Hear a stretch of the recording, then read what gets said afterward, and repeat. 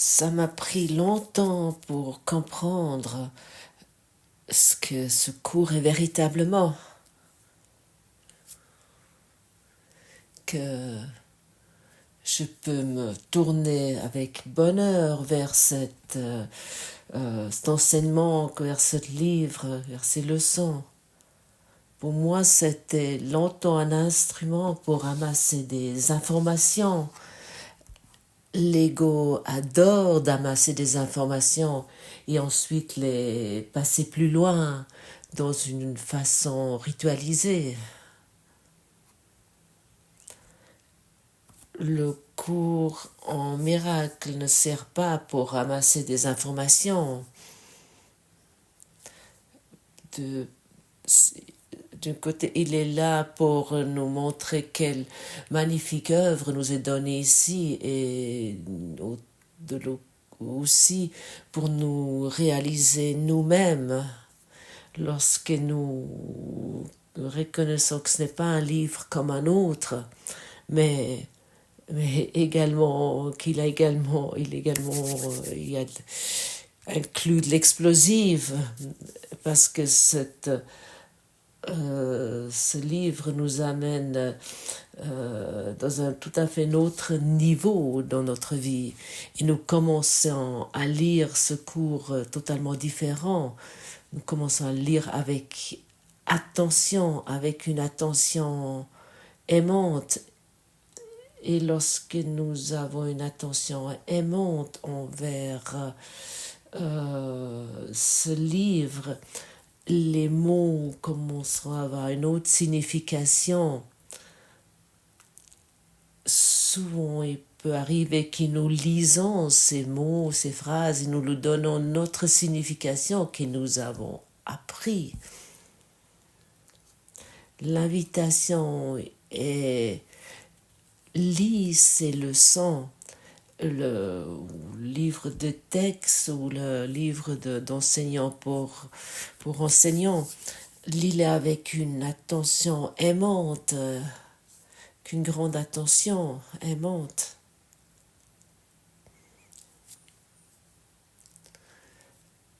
Si, comme par exemple, aujourd'hui ou si dans les autres leçons étaient écrits que nous devrons regarder lentement d'un endroit, d'une chose à l'autre, est-ce que tu as vraiment lu le mot lentement?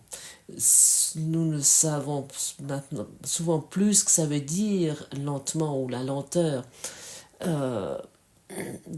Lorsque nous l'entendons, un monde insignifiant engendre la peur, où je suis contrariée parce que je vois un monde insignifiant. Et dans cette lenteur, nous allons reconnaître que nous allons nous donner assez d'espace pour ressentir que nous sommes sans cesse nous efforçons de vouloir remplir le monde avec nos associations, avec nos significations, et ainsi de suite. Le monde est totalement vide, mais comme nous avons donné l'ancienne éducation, l'ancien apprentissage à ce monde, et nous reconnaissons pas le vide. Et dans ce vide, nous allons reconnaître ce qu'est Dieu. Il y a eu des études qui ont démontré que nous avons la capacité d'avoir 8 secondes d'attention sur une situation, une chose. Mais l'attention totale. Et après, nous sommes déjà plus loin, surtout dans notre société de technologie, de smartphone, tout doit aller vite. Nous écoutons quelque chose, par exemple, tu écoutes ce satsang, ce podcast, et à côté tu fais autre chose. Tu écoutes un film YouTube et tu fais autre chose à côté. nous sommes presque plus capables de prêter une attention totale aux choses. Si tu donnes à cette leçon d'aujourd'hui ton attention totale et aimante et tu lis chaque mot lentement et tu lis ce cours miracle lentement avec une attention aimante, à ce moment-là, le Saint-Esprit peut t'enseigner.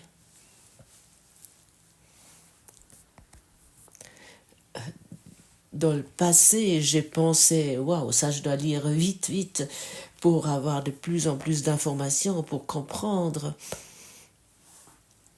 Mais il ne s'agit pas du tout de ça. Mais lorsque tu ouvres une page, lis avec une attention totale. Chaque phrase, chaque passage a tellement de choses à donner. Et la plupart du temps, nous l'ignorons, nous lisons pas vraiment, parce que nous voulons des informations. Un livre n'a encore jamais éveillé, un livre n'a encore jamais rédimé, un livre n'a encore jamais amené à la vérité. C'est ton attention et ta pratique peut t'amener où tu veux véritablement y aller. Alors commence avec une lenteur.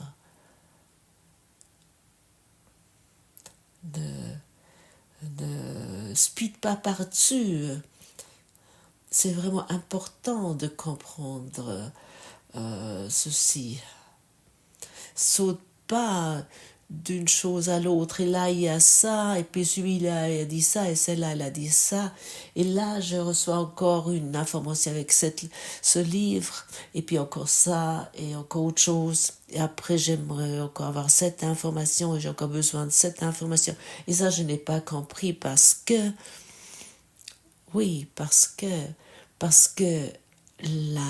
l'attention manque.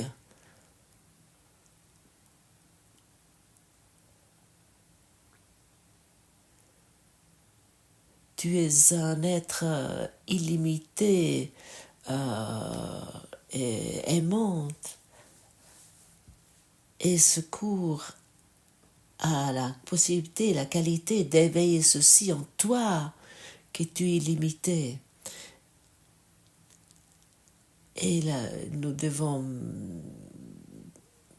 changer la façon que nous avons appris, comment nous approchons un livre, comment nous lisons un livre. Nous voulons tout ça abandonner, nous voulons abandonner cette idée au moins pendant que nous apprenons ces cours. Nous voulons abandonner l'idée que nous sachons quelque chose. Nous sommes dans la première classe primaire et nous nous réjouissons de chaque phrase que nous rencontrons et que nous sommes prêts à comprendre.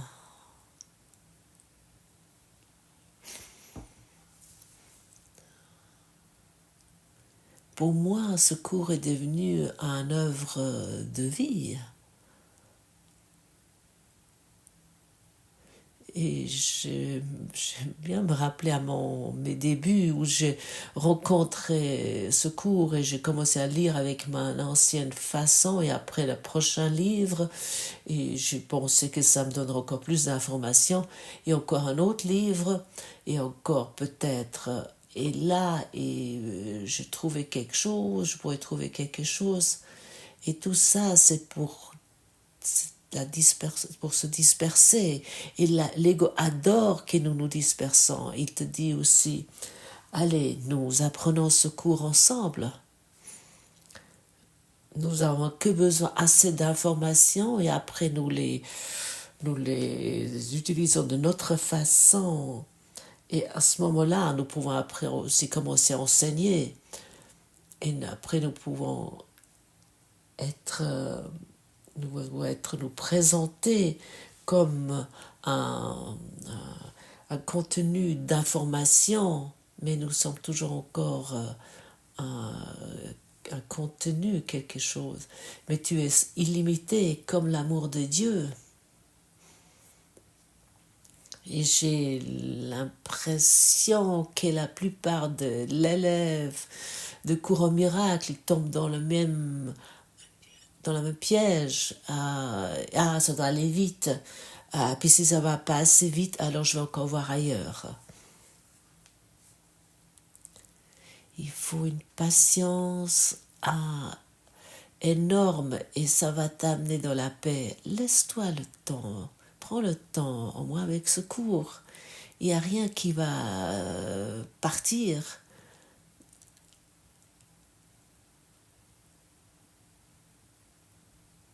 Offre ça à cette leçon d'aujourd'hui, ton attention aimante, et ça va t'amener dans une autre état d'esprit.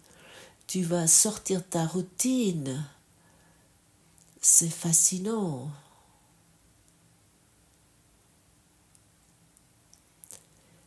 Et ça semble être évident si je lis la leçon avec le même rythme comme je le fais jusqu'à présent et jamais tout mon passé dans ce cours.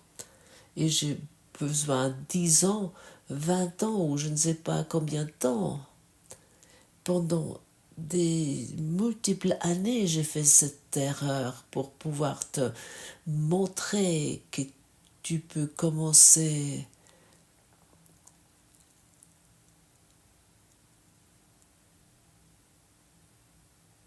à aimer ce cours. Oui, à aimer ce cours. De aimer le contenu, ce qui est écrit si ça vient de Dieu et n'a rien à voir avec notre façon de penser que nous avons eu jusqu'à présent. Pour chaque phrase est de la dynamite et qui nous l'ignorons pour continuer avec nos anciens rituels et pour pouvoir continuer notre ancienne façon de lire, pour continuer à ne pas constater notre déficient d'attention et qui peut nous écrire sur ce cours ce que nous voulons. Ça c'est bien, ça me plaît, ça je ne comprends pas, ça ne peut pas être comme ça. Et ainsi nous écrivons à nouveau nos idées sur le monde, sur l'amour universel, sur ce cours, comme nous le faisons avec le monde. Si tu as exercé les leçons d'hier avec attention, tu as pu constater que tu étais sans cesse d'amener ton point de vue sur un arbre, sur une belle femme, sur un bel homme, sur un homme qui était pauvre, sur une femme malade, sur un aliment bien, sur un mauvais aliment. Tu fais ça sans cesse. Et avec l'attention aimante, tu vas au moins constater ce que tu fais. Et nous nous trouvons dans cette phase maintenant. Et nous pouvons constater ce que nous faisons sans cesse. Si tu as un job et tu travailles 40 heures par semaine et tu te réjouis du week-end et tu attends que tu peux aller dans la nature et qu'il va y avoir du soleil et puis qu'il pleut, la pluie est mauvaise. Et si tu as un agriculteur qui n'a pas eu de la pluie depuis longtemps, tu te réjouis de la pluie. Ce n'est que de la pluie. Il n'est pas ni bien ni mauvais. Il est totalement neutre. Comme chaque chose, comme chaque être humain, comme toute chose que tu vois dans la nature, mais vraiment absolument tout. Et exactement à ce point, nous sommes là, à ce point de reconnaître ceci, au moins le reconnaître. Et si tu as suivi ces mots avec attention, tu commences à avoir un sentiment, ce que ça signifie. À ce moment-là, mes jugements s'arrêtent. Mais autant que je crois dans ma naïveté que cette femme est belle, moche ou pauvre, et la pluie, et puis les aliments, et puis autant que je n'ai pas de liberté, je me trouve toujours dans une prison d'esprit. Le cours te demande, t'invite d'être dans la lenteur. Dans chaque routine, il y a une certaine vitesse. Et dans la lenteur, peut se créer la tension. Et d'abandonner chaque idée de bien, de mauvais, de malade, de sain, et d'abandonner ceci au moins pendant la période d'exercice, et d'observer le monde avec ta lenteur. Et ça va te sortir de ta routine que tu t'es créée, que tu t'es fabriquée. Moi, j'ai constaté que ce cours est devenu une routine pour moi. Et l'ego adore la routine. Ça donne à nouveau une signification, et ça maintient que nous restons dans cet point de vue de trois-dimensionnel. Sortons de la routine, ayons une attention aimante, au moins pendant les phases d'exercice. Et à ce moment-là, ces phases peuvent se prolonger. Et tu constates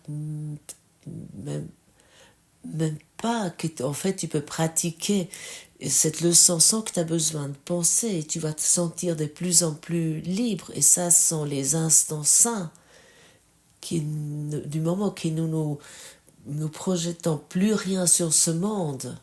Ça, c'est les moments sains. Dans un bonheur que tu aimerais peut-être décrire avec des mots, mais c'est impossible.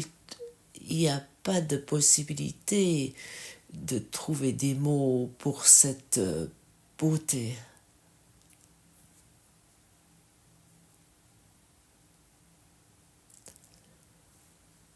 Reconnaître l'insignifiance suscite une intense anxiété chez tous les séparés.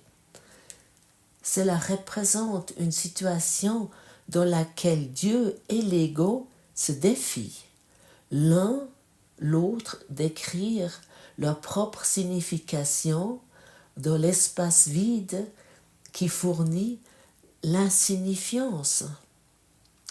L'ego s'y précipite frénétiquement pour établir là ses propres idées de peur que autrement le vide ne soit utilisé pour démontrer sa propre impuissance et sa propre irréalité.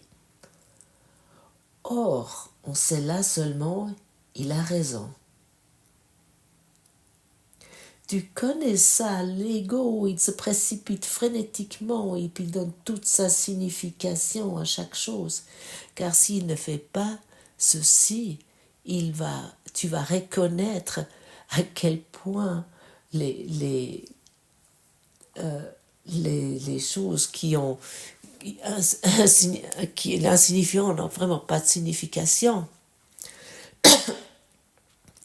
Comme déjà dit, tu n'as pas besoin de comprendre ceci, mais la pratique va t'apprendre, va t'enseigner. Et rappelle-toi encore une fois à quel point tu te précipites de juger quelque chose bien ou mauvais.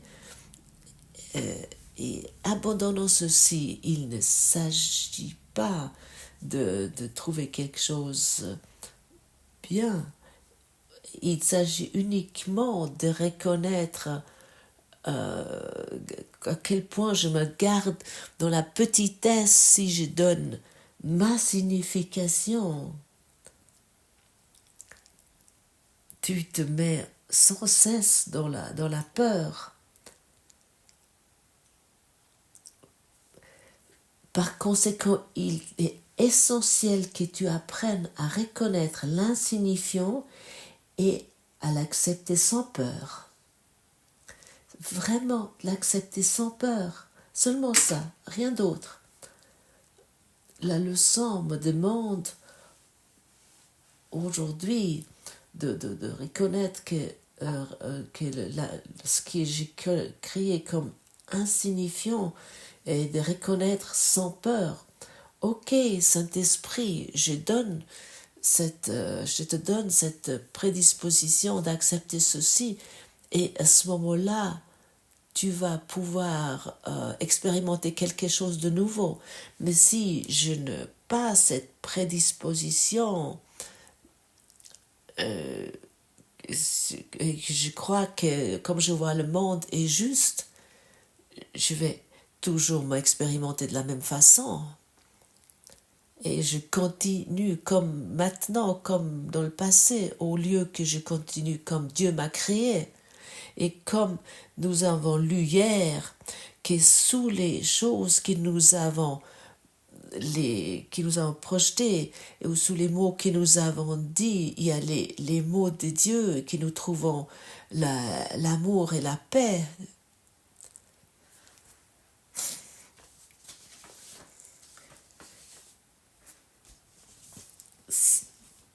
Si tu as peur, il est certain que d'autres le monde d'attributs qu'il ne possède pas et l'encombrera d'une image qui n'existe pas. Pour l'ego, les illusions sont des mécanismes de sécurité, comme elles doivent être aussi pour toi, qui t'assimilent à l'ego. Waouh! Lis ça encore une fois et regarde ceci encore une fois, ce qui t'est dit ici.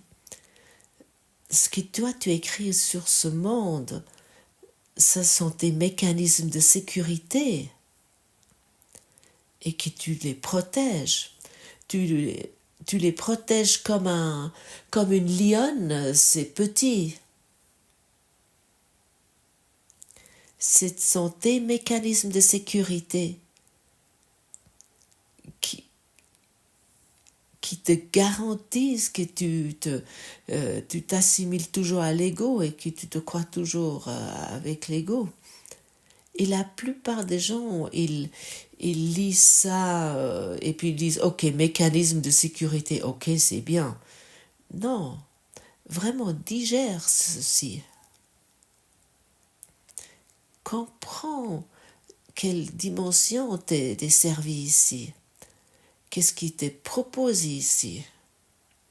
Commence à comprendre qu'est-ce qui t'est proposé, qu'est-ce qui t'est servi pour élever ton esprit, de t'assécher. Et tu t'assèches avec les leçons, en exerçant. Et peut-être maintenant, tu commences à avoir un sentiment à quel point la pratique est importante. Les exercices d'aujourd'hui, qui devraient être répétés 3 ou 4 fois et ne devraient pas durer plus d'1 minute environ chaque fois, seront faits d'une manière quelque peu différente des précédents. Les yeux fermés, répète-toi l'idée d'aujourd'hui, puis ouvre les yeux et regarde lentement autour de toi en disant « Je regarde un monde insignifiant ».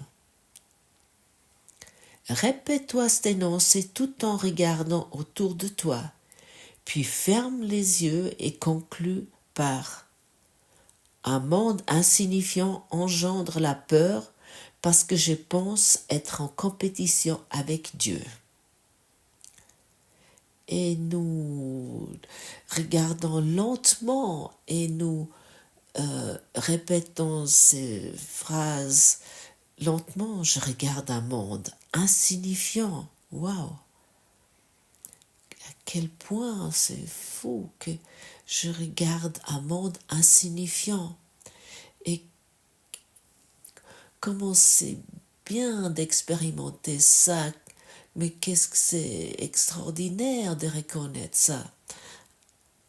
Un monde insignifiant ne peut pas peut pas me menacer, il peut pas me faire peur, il peut pas me rendre malade. Je peux passer à côté d'un monde insignifiant. Et c'est ça le message d'aujourd'hui. Et ça, c'est le message dans chaque leçon. Et si tu regardes cette leçon avec attention, nous voulons plus être en résistance avec la phrase suivante. Un monde insignifiant engendre la peur parce que je pense être en compétition avec Dieu. Peu, euh, peu de personnes arrivent à faire quelque chose avec cette phrase. Ah non, moi j'aime Dieu, je suis l'enfant de Dieu, et puis il m'aime, et puis bla bla bla, bla bla bla.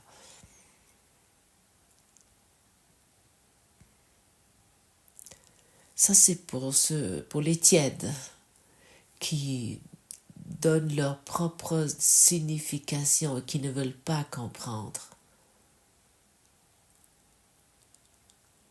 Avec la pratique, tu vas voir que l'ego est en concurrence avec Dieu et qu'il a une peur bleue de ça. Et peu veulent regarder ceci. Ils veulent au niveau des autres informations, des nouvelles informations. Ah, nouvelle information. Qu'est-ce qu'il y a encore? Qu'est-ce qu'il y a encore à voir, à lire? Au lieu de s'arrêter et de sentir, qu'est-ce que ça signifie cette phrase? Je suis en concurrence avec Dieu, je suis en compétition avec Dieu. Quel écrit te dit ceci? Je ne connais aucun écrit qui formule ça aussi clairement et avec lequel je peux vraiment travailler aussi clairement, avec lequel je vais reconnaître que c'est véritablement comme ça. Et je commence lentement à comprendre que lorsque Jésus dit que nous avons peur de l'amour, car l'amour n'a rien à voir avec notre monde insignifiant que nous avons projeté sur les choses. Et à ce moment-là, je suis libre, totalement libre. Et je regarde un tableau blanc où il n'y a qu'encore la lumière, rien d'autre que la lumière.